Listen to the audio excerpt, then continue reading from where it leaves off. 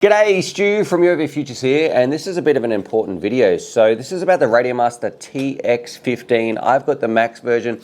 I did my video, you can go watch here. Not too much has changed about that, but I need to do this update and let you know that I got it wrong, and I am sorry, and right now I'm trying to do the best I can to rectify that information. I put a pin on that comment as well, but what am I talking about? In my video, I said that this does 2.4 gigahertz and 900 megahertz at the same time. So I was talking about Gemini.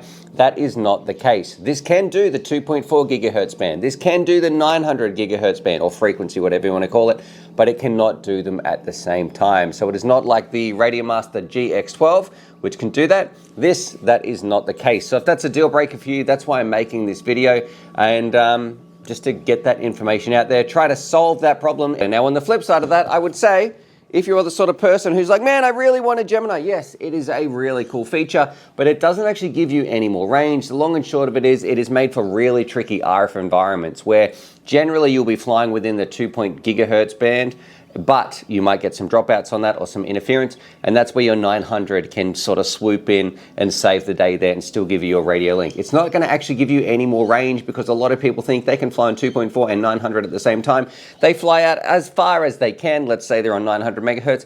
Once you lose your 900 megahertz out there, out in long range, distance, whatever it's going to be, you have no chance of your 2.4 ever picking that up. So where the Gemini shines is if you're flying around in some really sketchy RF environments, and then if the 2.4 drops out, because you're still within range of the 900, that can sort of pick it up and keep you flying in the air. For me, it's not going to affect my day-to-day flying in the slightest. If you're worried about long range, 900 is still the way to go.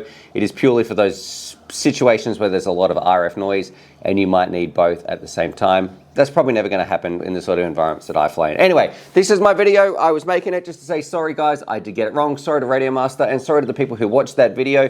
And I did see a post around midnight. That's when I was sort of doing some things online and checking out this radio a bit more, and I was like trying to clarify that. So that should have been a pinned comment there.